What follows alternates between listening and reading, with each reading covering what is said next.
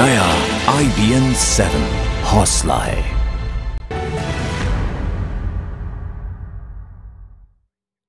नमस्कार, IBN 7 के prime time show 8 बजे में आप सभी का स्वागत है। मैं हूं आकाश सोनी। आज प्रधानमंत्री मोदी के चीन दौरे का दूसरा दिन था। आज प्रधानमंत्री राजधानी बीजिंग में थे।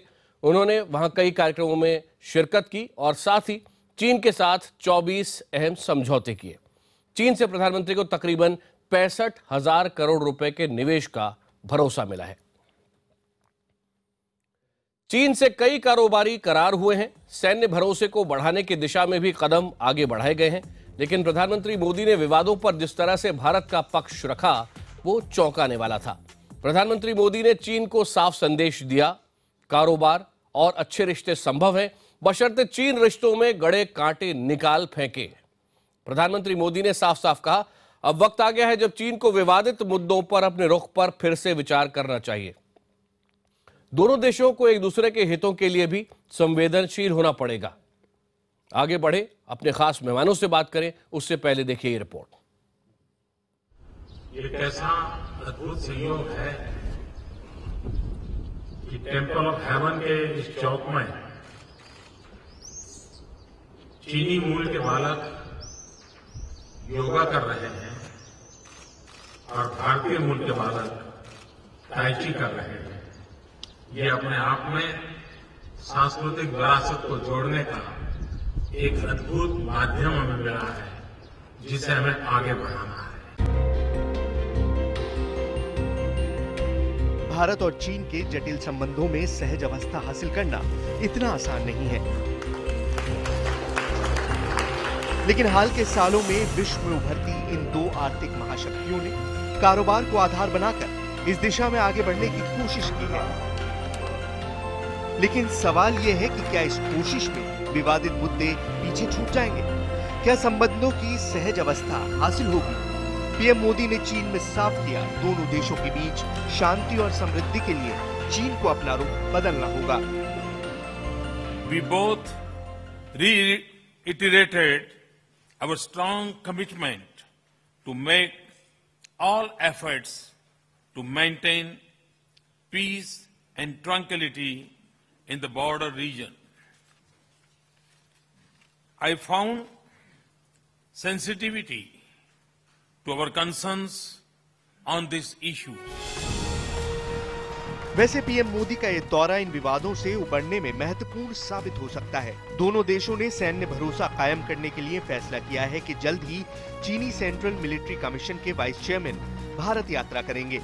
चीन ने भारत के रक्षा मंत्री को भी चीन आने का न्योता दिया। चीन और भारत के सेना मुख्यालयों के बीच सीधी फोन हॉटलाइन को भी जल्द ही शुरू किया जाएगा।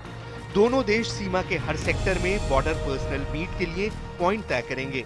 सीमा पर शांति दोनों देशों के लिए विकास की गारंटी है, लिहाजा सरहद पर शांति बनाए रखने के हर उपाय किए जाएंगे। चीन और भारत ने आपदा राहत में साथ मिलकर काम करने का भी भरोसा जताया है। A shadow of uncertainty always hangs over the sensitive areas of border region. It is because neither side knows where the line of actual control is in this area. That is why I have proposed resume the process of clarifying it. We can do this without prejudice to our position on the boundary question. प्रधानमंत्री मोदी ने दोस्ती का हाथ बढ़ाने के साथ ही आतंकवाद और पाकिस्तान के मुद्दे पर भी चीनी नेताओं के साथ खरी खरी बात की। दोनों देशों के बीच पानी भी एक विवाद का मुद्दा है। पीएम की इस यात्रा से ये फायदा हुआ कि चीन के रास्ते भारत आने वाली नदियों में पानी के बहाव पर भारत को चीन हाइड्रोलॉजिकल डेटा देगा। इसके अलावा कैलाश मानसरोवर के लिए अगले महीने से नाथुला का रास्ता कारोबार के लिए और कई नए रास्ते भी शामिल हैं। Our conversation were candid, constructive, and friendly. We covered all issues, including those that trouble smooth development of our relations. प्रधानमंत्री मोदी के दौरे को चीनी नेतृत्व भी एक मौके के तौर पर देख रहा है। चीन पहले ही समुद्री सीमा विवाद में अपने पड़ोसियों के साथ घिरा है। ऐसे में भारत जैसे अहम पड़ोसी के साथ 4,500 किलोमीटर की अनसुलझी सीमा को जल्द से जल्द सुलझाना चीन की भी जरूरत है। हालांकि इसमें सबसे बड़ी अड़चन अरुणाचल प्रदेश को लेकर चीन के दावे की है। दोनों देशों के बीच अब तक 18 दौर की विशेष प्रतिनिधि स्तर वार्ता हो चुकी है, लेकिन नतीजे की कोई ठोस सूरत फिलहाल नजर नहीं आ रही। ऐसे में यदि समाधान के रास्ते पर बात आगे बढ़ती है तो एशिया की दो बड़ी ताकतों के बीच दोस्ती की रेल हाई स्पीड रफ्तार से दौड़ सकेगी। Sumit Awasthi, Beijing, IBN 7। आज 8 बजे का बड़ा सवाल यह है कि क्या चीन में सीमा विवाद को मजबूती से उठाना प्रधानमंत्री मोदी की बड़ी कूटनीतिक जीत है? हाँ के लिए टाइप कीजिए IBN 7 स्पेस Y, नहीं के लिए IBN 7 स्पेस N और अपनी राय 51818 पर SMS कर दीजिए। आपकी राय हम कार्यक्रम के आखिर में दिखाएंगे।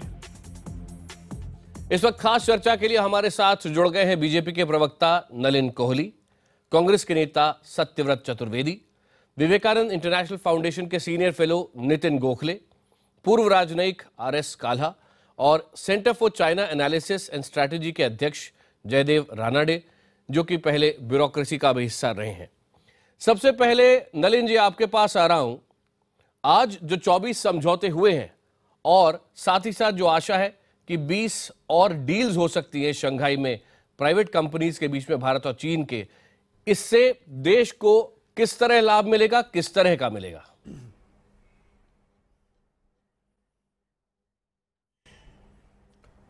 इसमें पहली बात तो यह है कि कहीं ना कहीं जो हमारे पास एक हिस्टोरिकल बैगेज है, इस कॉम्प्लेक्स एक रिलेशनशिप रहा है, उसको एक्नॉलेज किया जा रहा है और आगे बढ़ने की बात हो रही है। जो एशियाई सेंचुरी की बात हो रही है उसमें निश्चित तौर से चीन और भारत दो सबसे तेजी से बढ़ने वाली इकोनॉमीज हैं, अर्थव्यवस्था हैं। तो इस विजिट में मुझे लगता है कि एग्जैक्ट अगर कॉन्टेक्स्ट को देखें, प्रेसिडेंट शी आए भारत, उस समय हम लोगों ने अपनी बात रखी, अब प्रधानमंत्री जी वहां गए हैं। दोनों तरफ से एक बहुत सब्सटैंटिव वे में एक्नॉलेज किया जा रहा है कि हमें इन विवादों से आगे इनको सुलझा के आगे बढ़ना पड़ेगा, क्योंकि बहुत स्कोप है दोनों के बीच में और अपने इकोनॉमिक रिलेशंस बढ़ाने के लिए। तो इसीलिए मैं मानता हूं कि डायरेक्शन और एक सॉर्ट ऑफ कमिटमेंट बन रही है कि हमें आगे बढ़ना है।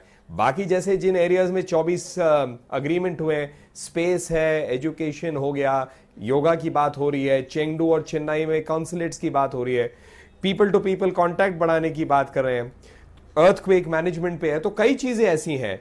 और जैसे जैसे अलग अलग देशों के साथ भारत अन्य देशों के साथ अपना ज्यादा एंगेजमेंट करता है, मुझे लगता है सबके लाभ के लिए होगा। इसको ना केवल हम लोग सिर्फ एक स्पेसिफिक छोटे रुख से देखें कि क्या हम किसी पे हावी हो रहे हैं, जीत करें। संबंध सुधारने की जो एक प्रक्रिया हो गई है और संबंध को गहराई, उसमें गहराई लाना और मजबूती लाना, ये मुझे लगता है ये सारे कदम जो उठाए जा रहे हैं उस दिशा में है। सत्यव्रत चतुर्वेदी जी, इसके पहले कि हम आगे बढ़ें, दो अखबारों को मैं कोट करना चाहूंगा, वॉल स्ट्रीट जर्नल और New York times. Wall street journal जितना भी प्रधानमंत्री ने अभी भाषण दिया उनमें से सबसे महत्वपूर्ण कोट अगर मानता है तो आज जो प्रधानमंत्री ने कहा, I stress the need for China to reconsider its approach on some of the issues that hold us back from realising the full potential of our partnership.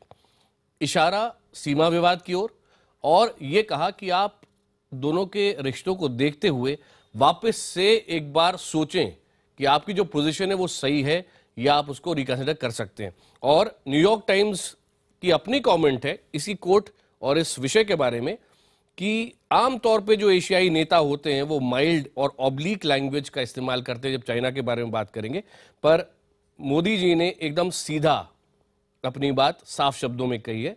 Headline है वॉल स्ट्रीट जर्नल की, India's Modi प्रॉड्स China to change tech on strategic issues, और New York times की Modi calls on China to rethink stances that strain ties to India.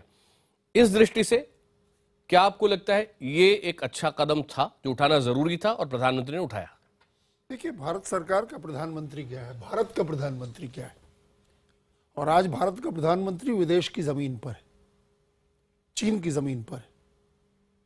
हमारे उनके राजनीतिक विवाद और विरोध हो सकता है और है, रहेगा, वो हम अपने घर के अंदर निपटेंगे। लेकिन भारत का प्रधानमंत्री जब विदेश में जाकर के कहीं बात करता है तो समूचे देश को एक स्वर में बात करना चाहिए। उनका ये कथन कितना स्ट्रांग है, क्या है, इस बारे में हम लोग यहाँ चर्चा करने के लिए आपने हमसे सवाल पूछा है। 2 अखबारों का आपने हवाला दिया। अमेरिका के अपने इंटरेस्ट हैं। अभी जॉन कैरी जाने वाले हैं, चीन जाने वाले हैं कुछ ही दिन बाद, और उनके और चीन के बीच में बहुत तीखे मसलों के ऊपर बातचीत होनी है, जिस पर जॉन कैरी ने अपनी बात और उनके रिप्रेजेंटेटिव ने अपनी बात पहले ही साफ कर दी। बहरहाल जहां तक रहा सवाल भारत का, 1962 के युद्ध के बाद से जब भी कोई भारत में चीनी अधिकारी आया, राष्ट्रपति, प्रधानमंत्री, या जब भी कोई भारतीय नेता चीन गया, क्या आप समझते हैं कि ये लोग खामोश थे और ये अपने बॉर्डर इश्यूज पर बात नहीं करते थे? हमेशा बातचीत, और हमारे और चीन के बीच अगर कोई मुद्दा था जिस पर चर्चा अनिवार्यतः होती है जी, तो वो है हमारा और उनका सीमा विवाद। और इसके समाधान के लिए जो उपाय इंस्टीट्यूशनलाइज किए जा सकते थे वो इंस्टीट्यूशनलाइज किए गए। लेकिन एक बात के बारे में किसी को भ्रम ना हो, हम चाहे इसको जितना हाइप देना चाहें अपने डोमेस्टिक कंजम्पशन के लिए दे दें, लेकिन सच यही है कि भारत और चीन के बीच का सीमा विवाद पर चाहे जिस भाषा में बात करिए उसका समाधान इतना आसान नहीं है। बिल्कुल नहीं है। भाषाएं केवल इस समाधान को ढूंढने में पर्याप्त नहीं होंगी, उसके लिए परिस्थितियां और विश्व राजनीतिक सामरिक परिस्थितियों का निर्माण करना वो अनिवार्य होगा, और वो देखना है कि भारत किस हद तक कर पाता है। क्योंकि आप जो कहना चाहते हैं प्रधानमंत्री मोदी, वहां कोई उनको रोकेगा नहीं, वो कह सकते हैं। सवाल ये नहीं है कि उन्होंने क्या कहा, सवाल ये है कि उन्होंने जो कहा उसकी प्रतिक्रिया चीन के तरफ से क्या हुई, क्या चीन के रुख में कोई बदलाव आया है, ये देखना बाकी है। अगर वो परिवर्तन होता है तो ये कारगर है, और अगर वो परिवर्तन नहीं होता है तो फिर आप बातें चाहे अंग्रेजी में करिए या संस्कृत में, आप पोलाइटली करिए या कठोरता से, इससे क्या फर्क पड़ेगा? सत्यव्रत जी, आप जैसे वरिष्ठ नेता से और आपका रिस्पेक्ट इतना क्यों है, आपने जो भी बात कही, मैं बीच में कहीं में आपको रोका नहीं, वो मुझे समझ में आया, क्योंकि आपने हर नुआंस को यहां पर पकड़ा है। और अनाड़ी जी, आपके पास आना चाहूंगा कि जब प्रधानमंत्री मनमोहन सिंह गए थे, उन्होंने भी जो बातें कही थी बीजिंग के सेंट्रल पार्टी स्कूल में, वो पूरा भाषण मेरे सामने है, उन्होंने भी मजबूती से भारत का पक्ष रखा था, और अब नरेंद्र मोदी उसको एक स्तर पे और आगे ले गए हैं। ये कंटिन्यूटी आप देख रहे हैं। क्या आपको ऐसा लगता है कि भारत एक देश के रूप में मजबूती से अपनी बात चीन के सामने रख रहा है? कंटिन्यूटी की जो बात है वो जरूर है, पर इस टाइम और पिछले टाइम जब शी जिनपिंग यहाँ आए थे जी, दोनों बारी मोदी ने थोड़ा पिच उसका जो है अपने पॉइंट्स का वो रेज किया, मतलब और जोर से कहा उन्होंने कि ये हमारे प्रॉब्लम्स हैं और इनको सॉर्ट आउट होने चाहिए। इस टाइम उन्होंने मैं टाइमलाइन तो नहीं कहूंगा, पर उन्होंने चीन को ये भी कहा है कि रिकंसिडर करिए। मतलब पिछले सितंबर से आज तक कुछ बदलाव दिखाई नहीं दिया है, तो मेरे ख्याल से ये रिकंसिडर जो उन्होंने कहा है, इसका मतलब ये है कि मामला ऐसा नहीं चलेगा, कुछ न कुछ बदलाव आना चाहिए, ताकि हम लोग अपना मतलब बायलैटरल पोटेंशियल और इस रीजन का जो पोटेंशियल है दोनों हम हासिल कर सके। मेरे ख्याल से ये उन्होंने मैसेज दिया है, और इसलिए थोड़ा स्ट्रांग मैसेज है।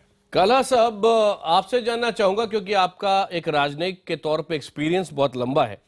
जहां तक भारत का सवाल है, भारत ने अपनी बात मजबूती से रखी है, लेकिन चीन का मन पड़ना हमेशा बहुत मुश्किल होता है। अक्सर जब भारत सोचता है कि हमने कोई जीत पा ली है, उसके कुछ समय बाद जो जानकारियां आती हैं, खबरें आती हैं, वो उससे अक्सर उलट भी निकलती हैं।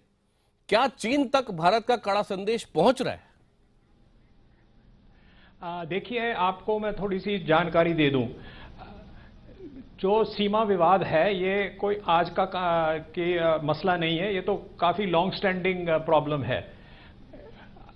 1980 में जब दंग सियाओपिंग थे चाइनीज लीडर, उन्होंने कहा था कि हमको ये जो सीमा विवाद है एक पैकेज के तौर पे सेटल कर लेना चाहिए। अच्छा, पैकेज का ये मतलब था कि जो आपके पास हिस्सा है वो आप रख लीजिए, जो उनके पास हिस्सा है वो रख लेंगे। लेकिन 1985 में चीन की पोजीशन चेंज आ गई और बड़ी भारी चेंज आया। वो चेंज ये आया तो उन्होंने ये कहा कि जी हमें ईस्टर्न सेक्टर में भी कंसेशन चाहिए। जब हमने पूछा कि जी आपको क्या कंसेशन चाहिए, आपको 20 किलोमीटर चाहिए, 100 किलोमीटर चाहिए, 10,000 किलोमीटर चाहिए, 40,000 किलोमीटर चाहिए, तो उनका जवाब ये आया कि आप पहले जो प्रिंसिपल है उसको मानिए, तो फिर हम अब बताएंगे कि आप हमें कितना एरिया चाहिए। आप देखिए 1985 से लेके अब 2015 हो गया है, 30 साल हो गए हैं, चाइनीज पोजीशन में कोई परिवर्तन नहीं आया। आज भी वो यही कहते हैं कि आप हमें ईस्टर्न सेक्टर में कंसेशन दीजिए। वो और दूसरी बात वो कहते हैं ये जो अरुणाचल प्रदेश है ये सदर्न तिब्बत है। सो इसलिए इसके ऊपर जब प्रधानमंत्री ने कहा कि आप अपनी पोजीशन रिकंसिडर करिए, तो वो प्रधानमंत्री इसके ऊपर इशारा दे रहे थे, क्योंकि अगर वो क्या कहते हैं चीन इंसिस्ट करता है कि आप ईस्टर्न सेक्टर में कंसेशन दीजिए, तो इस बेसिस के ऊपर कोई सेटलमेंट होने की कोई आवश्यकता नहीं है। बिल्कुल, कला साहब हमारे साथ ही रहे। इस वक्त हमारे साथ नितिन गोखले भी हैं। नितिन, ये बताएं कि चूंकि जैसा कि सभी इस वक्त कह भी रहे हैं और वैसे भी हम मानते हैं कि ये एक बेहद मुश्किल मसला है, लेकिन क्या ये दोनों के रिश्तों को खराब करेगा या फिर दोनों में इतना प्रैग्मेटिज्म अभी नजर आ रहा है कि इस मुद्दे पर स्टेटस को मेंटेन करते हुए दूसरे मुद्दों पर आगे बढ़े, जैसा कि 24 अग्रीमेंट किए गए हैं? बिल्कुल, प्रैग्मेटिज्म आज के दोनों लीडर्स में है और कई सालों से दोनों जो देश हैं, दोनों उनके जो लीडरशिप है हमेशा दिखाती आई है पिछले 8-10 सालों से। और इस बार मोदी जी ने जो एक वक्तव्य दिया था सितंबर में जब प्रेसिडेंट शी यहाँ आए थे, तो उन्होंने कहा था कि ये मसला बड़ा कॉम्प्लेक्स है, हम सब जानते हैं, पर इसको अगर सुलझाना है तो हमें एक शुरुआत करनी चाहिए कि अगर हम LAC को क्लैरिफाई करें, लाइन ऑफ एक्चुअल कंट्रोल को, तो वो एक नया स्टेप उन्होंने सजेस्ट किया था। वहाँ जाके भी उन्होंने फिर आज यही बात कही है और फिर एक कड़े शब्दों में कहिए, थोड़ा सा स्टर्नली कहिए, उन्होंने आज ये कहा कि China needs to reconsider its position and its approach.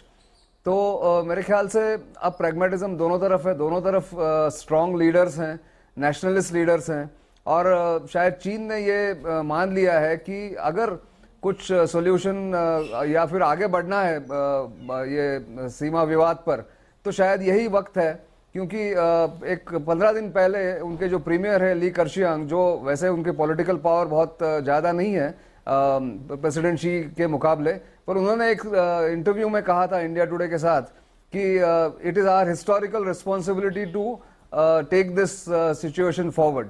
तो अगर ये बात है तो मैं समझता हूं कि दोनों तरफ ये लीडरशिप जानते हैं कि शायद this is the right time to move forward on the border, क्योंकि बाकी सब चीजें होती रहेंगी, इकोनॉमिक टाइज, कल्चरल टाइज, पर जब तक बॉर्डर के पास आप सेटल नहीं करते हो, बॉर्डर को सेटल नहीं करते हो या बॉर्डर के आगे नहीं बढ़ते हो, तब तक ये लॉन्ग शैडो बॉर्डर के विवाद का हमेशा इन संबंधों पर रहेगा। इसलिए मैं समझता हूं कि दोनों तरफ ये एक रियलाइजेशन है, भारत की तरफ भी और चीन की तरफ भी। राणे साहब, इस वक्त चीन और भारत के बीच में जो व्यापार होता है, वो जो तकरीबन जो व्यापार होता नहीं, जो निवेश है चीन का भारत के अंदर, वो $1 अरब है सिर्फ, और अभी तक जो अग्रीमेंट्स हुए हैं वो $10 अरब के आज हो गए हैं और माना जा रहा है कि 10 से 13 अरब डॉलर के कल और हो सकते हैं शंघाई के अंदर। क्या आपको लगता है कि इकोनॉमी को लेकर कम से कम दोनों देश फास्ट ट्रैक पर आगे बढ़ रहे हैं? इसमें मैं 3 पॉइंट जरा कहूंगा आपको। पहले जो कला साहब कह रहे थे और नितिन कह रहे थे टेरिटोरियल क्लेम्स के बारे में, ये प्रश्न है टेरिटोरियल क्लेम्स का, सिर्फ ईस्टर्न सेक्टर का नहीं है, अरुणाचल का, वो तो उन्होंने पूरा ही सदर्न तिब्बत कहा है, पर कश्मीर का भी है। और ये एक तरफ से रिमाइंडर, चीन खासतौर पे, हाँ, अक्सर पूरा कश्मीर को, JNK को, और वो रिमाइंडर सीसीटीवी ने कल दी थी। जो नहीं, पर वो रिमाइंडर कल क्यों दिया? वो तो एक मैप है, उनकी वो स्टैंडर्ड पोजीशन है कि हम इसको भारत का हिस्सा नहीं मानते, तो वो अपने देश के अंदर वो वैसे ही दिखाएंगे जैसे हम पूरा दिखाएंगे। चाइना ये ऑब्जेक्ट नहीं कर सकता कि हम अपने देश के अंदर कैसा मैप दिखाएं। हम जब तक अग्रीमेंट नहीं होता उनको ये नहीं कह सकते कि आप ये वाला ना दिखाएं। ये आर्ग्यूमेंट आप जरूर एडवांस कर सकते हैं, पर JNK के ऊपर जो उन्होंने स्टेप बाय स्टेप प्रोसीड किया है, पहले क्लेम नहीं थी, उसके बाद क्लेम्स किए गए, कभी कभी उन्होंने अपने मैप्स में दिखाए, कभी कभी नहीं दिखाए, फिर हमारे नॉर्दर्न आर्मी कमांडर के वीजा डिनाई किए, और उसके बाद अब फिर ये दिखा रहे हैं कि ये पोजीशन है।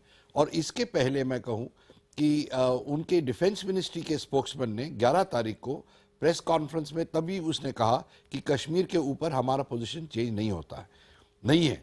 तो ये मैं सिर्फ मतलब एक्सप्लेनेशन के तौर पे कह रहा हूं, पर जहां पे ये इकोनॉमिक एग्रीमेंट्स है, इसमें दो बातें हैं। एक, चीन ने स्पष्ट किया है कि जितना भी इकोनॉमिक टाइज हो कंट्री के साथ, वो बायलैटरल रिलेशंस इंप्रूव नहीं हो सकते हैं जब तक कोर इश्यूज चीन का हम लोग कंसीड नहीं करते हैं। जापान के साथ भी उन्होंने दिखाया, फिलीपींस के साथ भी वही किया, तो ये हमें याद रखना चाहिए। तीसरी बात, जो भी कॉन्ट्रैक्ट्स चीन साइन करती है जहां पे भी हुआ है, उसका ट्रैक रिकॉर्ड ये है कि 40% से कम पैसे एक्चुअली पहुंच जाते हैं या प्रोजेक्ट्स एक्चुअली इंप्लीमेंट होते हैं। तो हम लोगों को इस पे थोड़ा ध्यान रखना चाहिए।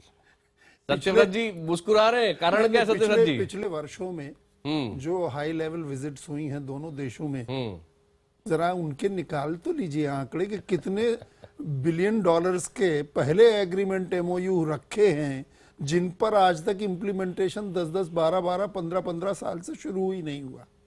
तो इन एग्रीमेंट्स का साइन हो जाना एक बात है, अगर इसे ही आप अपनी बड़ी सफलता मान रहे हैं तो अपनी पीठ ठोक सकते हैं, कोई रोक नहीं है। महत्वपूर्ण बात लेकिन सवाल यह है कि ये पैसा जब यहाँ आए और इन्वेस्ट हो, नंबर एक, पिछले दिनों में आर्थिक धरातल पर अगर आप देखना चाहें तो 32 बिलियन डॉलर का जो हमारा घाटा था व्यापार का चीन के साथ, वो बढ़कर के 48 बिलियन डॉलर हो गया। बिल्कुल जी। तो हमारा घाटा तो बढ़ता जा रहा है, हम कौन सी बड़ी बात कर रहे हैं?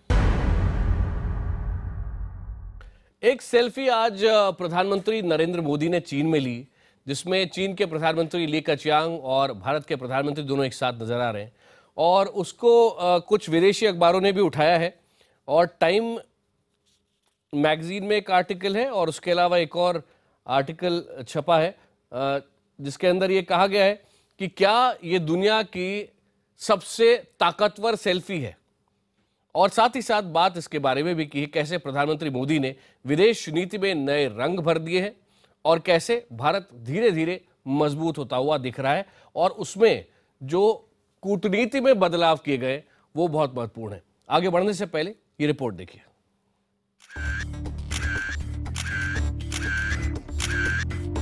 It's selfie time thanks premier league. Beijing में चीन के प्रधानमंत्री ली कचियांग के साथ पीएम मोदी की ये सेल्फी चीन की सोशल वेबसाइट वीबो पर हजारों बार रीट्वीट हुई। फेसबुक पर फेसबुक के संस्थापक मार्क जुकरबर्ग ने इस सेल्फी को लाइक किया, और देखते ही देखते rock star PM Modi social sites पर भी छा गए। ट्विटर, वीबो, फेसबुक और तमाम दूसरी सोशल साइट्स पर पीएम मोदी के चीन दौरे की चर्चा और जोर शोर से चलने लगी। जनता से जुड़ने का पीएम का स्टाइल ही उनकी विदेश नीति को खास बनाता है। आप ये कह सकते हैं कि वो नाटक कर रहे थे, लेकिन ये नाटक भी आसान नहीं है, क्योंकि संबंध में इतना संदेह है, तो ये कैसे हुआ? ये ऐसा लग रहा है कि दो लीडर्स के अंदर एक प्रकार की केमिस्ट्री डेवलप हो रही है, इसमें कोई दो मत नहीं है। योग को लेकर पीएम का प्रेम सबको पता है। चीन के प्रधानमंत्री ली कचियांग के साथ उन्होंने भारत के योग और चीन के ताइची का भी लुत्फ उठाया।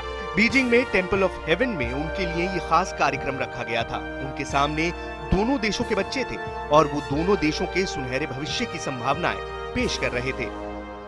चाहे भूमि भारत की हो या भूमि चीन की हो, हमारी सांस्कृतिक एकता के जो बिंदु हैं उसको खोज खोज करके हमारे बीच भी एकता का सूत्र जितना मजबूत होगा उतनी ये जो हेवन की कल्पना है मानव जात के लिए साकार होगी। चीन में पीएम मोदी ने इसी संतुलन की कला को पेश किया। उनकी यात्रा का पहला दिन चीन के राष्ट्रपति शी जिनपिंग के साथ बीता था, उनके गृहनगर सियान में। यहाँ भी पीएम मोदी बेहद सहज दिखे। शी जिनपिंग के साथ नए रिश्तों की इबारत रखते हुए उन्होंने लगातार माहौल की अनौपचारिकता को बनाए रखा। पीएम मोदी की इस यात्रा से देश को क्या हासिल हुआ, ये राजनीतिक और कूटनीतिक बहस का विषय हो सकता है, लेकिन आज के दिन की सच्चाई ये भी है कि वो चीन के अखबारों में प्रमुखता से छाए रहे। Sumit Awasthi, Beijing, IBN 7। नलिन जी, सबसे पहले आपके पास आ रहा हूं क्योंकि ब्रेक से पहले सत्यव्रत चतुर्वेदी जी ने एक महत्वपूर्ण सवाल उठाया था और उसमें दो चीजें, एक तो ट्रेड डेफिसिट भारत और चीन के बीच बढ़कर 32 अरब डॉलर से आगे जाकर 48 अरब डॉलर हो गया, एक बात। दूसरी कि 20 अरब डॉलर की अगर कल शंघाई में कुल अगर अग्रीमेंट्स हो भी जाते हैं तो भी वास्तव में जमीन पर कितना पैसा आएगा यह भी कहना बहुत मुश्किल है। यही तो किसी भी सरकार की क्षमता पर आधारित है। चीन ही क्यों, हम 2 मिनट के लिए भारत में ही रुक जाते हैं। ये 32 से 48 अरब बिलियन डॉलर जो हुआ, इसमें जो बढ़ गया ये डेफिसिट, ये मुझे लगता है 10 महीने तो बढ़ा नहीं, इस दशक में ही बढ़ा होगा। दूसरी बात है, अगर मैं सिर्फ भारत की बात करूं तो आप पावर प्रोजेक्ट्स ले लीजिए, आप रोड प्रोजेक्ट्स ले लीजिए, कई लाखों करोड़ के प्रोजेक्ट जो है भारत सरकार के रहते बहुत थम गए, रुक गए, विवाद में पड़ गए। तो इसीलिए मैं बात जो कह रहा हूं कि ये सरकार की क्षमता होती है कि जो भी आपने किया वो एक अपॉर्चुनिटी है, अवसर है, उस अवसर को उसके अंत तक ले जाना, यही तो कार्य होता है सरकार का। जो करते सफल होते, जो नहीं करते वो सरकार जो है विफल माने जाते हैं। तो इसीलिए अगर आप उस अवसर को भी नहीं पैदा करेंगे तो सफलता कहां से आएगी। मुझे लगता है इस पॉइंट ऑफ व्यू से देखें, लगे हुए प्रधानमंत्री जी अपना काम कर रहे हैं। उनके जब समाप्त हो जाएगा टर्म 5 साल बाद चुनाव के लिए, उस टाइम आकलन तो होगा ही कि कितनी जगह सफलता मिली, कितनी जगह विफलता मिली। तो इसीलिए मैं मानता हूं कि कदम सही दिशा में उठाना, प्रयास करना, तब जाकर रिजल्ट्स आएंगे, नहीं तो 1 डेकेड और भी लॉस हो सकता है भारत का। ठीक बात, बिल्कुल दुरुस्त बात है। मैं इससे पूरी तरह सहमत हूं नलिन से इस बात पर। अभी शुरुआत है, सब कुछ कागज पर है। ये इस बात पर निर्भर करेगा कि आने वाले वक्त में जो कुछ हमारे प्रधानमंत्री ने वहां कहा, जिसे हम बड़ी हिम्मत से कहने वाली बात कह रहे हैं, उसका परिणाम क्या होता है, उसका प्रतिक्रिया चीन से क्या मिलती है, उसे आंकना होगा, उसका आकलन करना होगा। हमने जो MOU साइन किए हैं, जो एग्रीमेंट साइन किए हैं, देखना होगा कि आने वाले समय में उन MOUs का हम किस हद तक लाभ उठा सकते हैं और वो यहाँ जमीन पर किस हद तक वो पैसा खर्च होता है, इन्वेस्ट होता है। ये सब कुछ अभी तय करना बाकी है, ये तब पता लगेगा जब इनके परिणाम आए। ठीक है, लेकिन मैं आपसे एक चीज पूछना चाहता हूं, क्योंकि आज जो ऐसे एग्रीमेंट्स तो पहले भी होते रहे। ठीक, आज जो प्रधानमंत्री ने एक स्ट्रांग तरीके से डील किया है, एक स्ट्रांग पोजीशन से चीन के साथ अपनी बात रखी है दमदार तरीके से, इसका कारण क्या है, आपको क्या लगता है? हाँ, 2 कारण। एक बड़ा परिवर्तन ये आया जो शुरुआत की थी, जिसे मनमोहन सिंह जी ने, भारत और अमेरिका के संबंधों को उस लेवल तक ले जाने की जो लेवल विरासत में इनको मिला मोदी जी को, उसे और आगे बढ़ाने का काम, उसमें और घनिष्ठता और स्ट्रैटेजिक स्ट्रेंथ भरने का काम इस दौरान में मोदी जी ने भी अमेरिका जाके या अमेरिका के राष्ट्रपति को बुला के ये किया। आज चीन की सबसे बड़ी चिंता है दक्षिण चीन सागर में उसका जो विवाद बहुत सारे देशों के साथ हो गया, फिलीपींस के साथ विवाद, वियतनाम के साथ विवाद, उनका इंडोनेशिया के साथ विवाद, सिंगापुर के साथ विवाद, तो जो बिल्कुल वो, और साथ ही साथ जापान के साथ भी उनका विवाद हो गया। जापान एक बड़ी ताकत है उस क्षेत्र की। Australia, Japan, United states of America और ये सारे देश इस मुद्दे को, दक्षिण चीन सागर के मुद्दे को लेकर आंदोलित हैं। और मेरे ख्याल से बहुत ही हाल में जॉन कैरी जो वाइस प्रेसिडेंट है अमेरिका के, वहां जाने वाले हैं और वो 2 टूक बात, शायद हमसे ज्यादा 2 टूक बात वो करने वाले हैं वहां। चीन की चिंता ये है, चीन की चिंता ये है और इस बात का महत्व है, वो नहीं चाहता कि भारत इस क्लब में शामिल हो जाए, क्योंकि उसके क्लब में शामिल होने से दक्षिण सागर में, चीन सागर में संतुलन बिगड़ जाएगा। लेकिन और क्या वो उसकी चिंता क्या का विषय मैं ये कहूं कि आपका एक छुपा हुआ कॉम्प्लीमेंट भी यहां प्रधानमंत्री मोदी के लिए है कि एक साल के अंदर 19 देशों में जाना और खास तौर पे कनाडा, अमेरिका, ऑस्ट्रेलिया, जापान के साथ दोस्ती करके एक ऐसा मुकाम पैदा कर देना कि चीन को खतरा महसूस देखिए, होने इन देशों के साथ दोस्ती की शुरुआत कोई ऐसा नहीं कि पिछले 10 महीने में हो गई हो, इसके पहले हमारी उनसे नमस्कार न होती हो। ये तो पारंपरिक रूप से हमारे उनसे संबंध इन देशों के साथ अच्छे थे, और शुरुआत तो की है न्यूक्लियर डील के जमाने से। जब भारत और अमेरिका के बीच में न्यूक्लियर डील साइन हुआ था, तब तो नरेंद्र मोदी जी की पार्टी उसका विरोध कर रही थी। खैर वो छोड़िए, मैं उस विवाद में नहीं जाना चाहता। सीधी बात यह है कि भारत आज उस स्थिति में है कि सामरिक रूप से और जो विश्व परिदृश्य है, भू राजनीतिक परिदृश्य है, उसमें भारत की भूमिका एक बड़ी भूमिका बन के उभरी है। ये परिस्थिति जन्य ही सही, लेकिन इसका लाभ उठाने के लिए अगर भारत सरकार अपने पत्ते ठीक ढंग से खेले तो उसका लाभ उठा सकती है। नलिन जी, आपको एक क्लियर कॉम्प्लीमेंट देते देते रुक गए सत्यव्रत जी, कतरा गए ठीक उससे पहले। अब उसका लाभ उठाएंगे तब हम। सत्यव्रत जी बहुत वरिष्ठ नेता हैं, तो वो अपने शब्दों का जो है बड़े ढंग से चयन कर रहे हैं, और स्वाभाविक है हम भी उसी हिसाब से शब्दों का चयन कर रहे हैं, लेकिन हम दोनों अपनी अपनी बात कह भी पा रहे हैं। किसी का मोबाइल ऑन है, देख लीजिए। मैं मानता हूं, मैं शुरू से ही मान रहा हूं कि जो विदेश नीति को लेके पिछले 10-11 महीने में काफी एक तीव्रता आई है, तेजी आई है, और गंभीरता से भारत की एक विश्वसनीयता बन रही है, और ये देश हित में है। इसमें अगर देश हित में हुआ तो मुझे लगता है भारतवासियों के लिए, ये भाजपा कांग्रेस के लिए नहीं है, ये सबके लिए। तो इसीलिए मुझे लगता है इस पॉइंट ऑफ व्यू से हम इस बात को स्वीकारते हैं कि बहुत है, कई चीजें कंटिन्यूम में होते हैं, इसमें कोई दो राय नहीं है। और इसका यह अर्थ नहीं होता है कि एक ही प्रधानमंत्री आज से विदेश नीति लेते हैं। विदेश नीति का एक लंबा इतिहास होता है, उसमें ऊपर नीचे देशों के बीच में संबंध होते हैं। लेकिन सबसे महत्वपूर्ण बात चीन के साथ यह है कि जो कॉम्प्लेक्सिटी भारत और चीन के बीच में एक लंबे अरसे से है। अच्छा, लगता है नलिन जी आप ही की साइड कोई मोबाइल ऑन है, शायद एक बार चेक कर लीजिएगा। सब अपने अपने मोबाइल प्लीज चेक कर लीजिए, क्योंकि उसी के कारण डिस्टर्बेंस शायद आ रहा हो। मैंने अपना स्विच ऑफ कर लिया। नितिन, आपके पास आना चाहूंगा, और कारण ये कि किस हद तक कॉम्प्लीमेंट दिया जा सकता है प्रधानमंत्री मोदी को पिछले 1 साल की डिप्लोमेसी के लिए कि आज एक कड़ा स्टैंड ले रहा है भारत चीन के खिलाफ। बिल्कुल कॉम्प्लीमेंट दिया जा सकता है, ये शुरुआत है। और मैं चतुर्वेदी जी से बिल्कुल सहमत हूं कि एक कारण, सबसे बड़ा कारण चीन जो भारत को अभी अपनी तरफ खींचना चाह रहा है, ये है कि ये जो क्लब बन रहा है, जो कोलिशन ऑफ वैल्यूज जिसको कहते हैं, अमेरिका, जापान, सिंगापुर और भारत और ऑस्ट्रेलिया, इसको लेकर चीन को बड़ी चिंता है।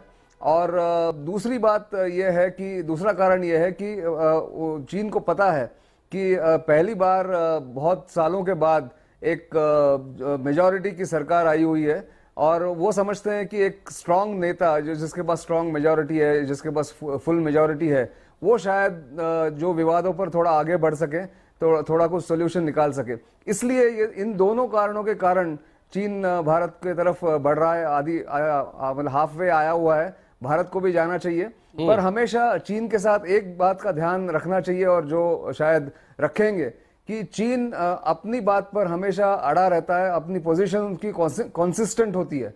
और भारत को यह ध्यान रखना चाहिए कि एक बार पोजीशन लेने के बाद उस पोजीशन पे ही अड़िग रहना चाहिए, क्योंकि अगर एक बार पोजीशन बदली तो फिर चीन आपको और उन्हीं बातों में उलझा के रख देगा जो बार-बार सतर्क रहने की जरूरत है, बताता है। इसलिए थोड़ा सा एक कॉशन आपके पास में आ रहा हूं। उसका कारण ये है कि प्रधानमंत्री ने आज जब चाइना में थे और ग्रेट हॉल ऑफ पीपल में थे, उन्होंने प्रोविंशियल लीडर्स को, जो वहां के राज्यों के वरिष्ठ नेता हैं, उनसे बात करते हुए एक बात कही कि चाइनीज कंपनीज बिजनेस करने के लिए दिल्ली से शुरुआत कर सकती हैं, लेकिन उसका जो अंत होगा वो स्टेट्स की कैपिटल्स में होगा। तो बिना किसी राजनीतिक दल की चिंता किए आप राजनेताओं को क्या कहना चाहेंगे, क्योंकि ये बिजनेस लाना आसान नहीं होगा। चतुर्वेदी जी में माना अभी भी नहीं, मेरे ख्याल से प्राइम मिनिस्टर मोदी जो कह रहे हैं वो डायरेक्शन दे रहे हैं उनको कि एनकरेज करिए चाइनीज कंपनीज को अपने स्टेट्स में आने के लिए, उनको मदद करिए, वहां से आपका फायदा है। और एक सेंस में डेवल्यूशन ऑफ पावर हो जाती है, जो वो कहते हैं कोऑपरेटिव फेडरलिज्म। मैं तो आपको ये कह रहा हूं कि टीम इंडिया की प्रधानमंत्री मोदी बात करते हैं कि पीएम और सीएम मिलकर काम करें, और कांग्रेस और दूसरे दल कहते हैं कि आप बात तो ये करते हैं लेकिन आप हम पर ही प्रहार करते रहते हैं। नहीं, ये तो खैर ये 2 सीएम गए हैं उनके साथ, बट मेरे ख्याल से ये तो ओपन फील्ड है। जो आंध्र प्रदेश तो वैसे ही काफी टाइम से जा रही है, कर्नाटक भी काफी टाइम से इंटरेक्ट कर रही है चाइनीज के साथ और बिजनेस अट्रैक्ट कर रहे हैं। तो मेरे ख्याल से ये तो इट्स जस्ट अ पॉइंटर है कि ये 2 सीएम्स गए हैं। बाकी को वो ये इनकरेज कर रहे हैं कि प्रोविंशियल लीडर्स जो हैं चीन के और यहाँ के जो हमारे चीफ मिनिस्टर्स हैं वो आपस में डील्स कर सके, फाइनेंशियल डील्स। सत्यव्रत जी, जो ये पूरा मुद्दा है, आप बोलने की कोशिश करते बीच में, इसमें आपको लगता है कि बीजेपी ने अपनी तरफ से वो डील रखी है कि टीम इंडिया एक साथ काम करे? देखिए, उसके लिए अभी सिर्फ एक खाका मौखिक रूप से व्यक्त किया है, लेकिन अगर ये इंटेंशन सीरियस है तो इसके लिए मोदी जी को पहले होमवर्क घर में करना होगा। उन्हें पहले यहाँ बैठ करके अपने चीफ मिनिस्टर्स के साथ में वो तय करना होगा कि उनकी अपने अपने क्षेत्रों में, अपने अपने प्रदेशों में क्या संभावनाएं हैं और क्या मुश्किलें हैं। उन मुश्किलों को हल करने में केंद्र सरकार क्या भूमिका अदा कर सकती है, उसके लिए एक प्लान। ये तो आदर्श स्थिति हुई। आज आप स्थिति को रीड कैसे करते हैं? आज फिलहाल ये वातावरण है नहीं। हम बातें और दावे चाहे जो करें, फिलहाल ये वातावरण है नहीं। वो वातावरण निर्मित करना होगा। मैं इसीलिए कह रहा हूं कि आप बाहर समझौते चाहे जो कर लें, लेकिन जब उन्हें जमीन पर इंप्लीमेंट करने आप उतरेंगे तब आपके सामने कुछ व्यावहारिक कठिनाइयां और मुश्किलात पेश आएंगी, क्योंकि आपके डोमेस्टिक कारण उसमें बाधा बन सकते हैं। वो बाधा दूर करने के लिए पहले अपने घर में होमवर्क करना होगा। You got to put your house in order before you ask others to come and invest here. काला साहब, मेरे पास 30 सेकेंड है आपके लिए। भारत और चीन के रिश्ते आज का एक मजबूत तो नहीं कहूंगा, लेकिन जो जरूरी थी उस तरह की बुनियाद बना पाए प्रधानमंत्री? देखिए, आपको मैं एक जरा बता दूं, जो हमारे एक्सपोर्ट्स हैं चीन को, इस साल में 20% डाउन हो गए हैं, और चीन के जो एक्सपोर्ट्स भारत को हैं वो 20% अप हो गए हैं। और मैं भी आपको ये भी याद दिला दूं कि चीन में जो स्टील इंडस्ट्री है उसकी ओवर कैपेसिटी है, लेकिन उन्होंने चीन ने भारत को स्टील एक्सपोर्ट किया 71% ज़्यादा बढ़ा दिया। अच्छा, मैं और आपको बताऊं, अब देखिए, जैसे लो कॉस्ट मैन्युफैक्चरिंग, लो लेबर हाई कंटेंट जो है, जो जैसे टेक्सटाइल्स हैं, टेक्सटाइल्स वगैरह जो हैं वो भारत को नहीं आ रही हैं, वो जा रही हैं बांग्लादेश जा रही हैं और जा रही हैं वियतनाम में। अच्छा, देखिए, जो हमारे विवाद हैं चीन के साथ, वो काफी सारे मतलब कंसिस्टेंटली उनको डील करना पड़ेगा और बहुत ही क्या कहते हैं, लंबी दिशा देख के करने पड़ेंगे। तो इसलिए मैं यही आपको गुजारिश करूंगा, नलिन कोहली साहब यहां पर बैठे हुए हैं, जैसे बाकी देशों में ट्रेड नेगोशिएटर होता है, आप नेगोशिएटर, जो ट्रेड नेगोशिएटर है उसकी नियुक्ति करें यहां पे, ताकि ये सारे जो विवाद हैं उनको कंसिस्टेंटली और डे बाय डे जो भी समस्या आती है उनको उसका दूर करते चलें। काला साहब, बहुत बहुत धन्यवाद। सिस्टम्स में अभी और बदलाव की जरूरत है, इसमें कोई शक नहीं। अब बारी है आज के सवाल पर मिली आपकी राय की। हमने आज आपसे सवाल ये पूछा था कि क्या चीन में सीमा विवाद को मजबूती से उठाना प्रधानमंत्री मोदी की बड़ी कूटनीतिक जीत है? इसके जवाब में हमें हजारों की संख्या में जवाब मिले और रिजल्ट देखिए आपके सामने है। 88% IBN7 दर्शकों का कहना है हाँ, ये प्रधानमंत्री की एक बड़ी जीत है। सिर्फ 12% लोगों ने नहीं में जवाब दिया है। तो ये है आपकी राय। आज 8 बजे में इतना ही।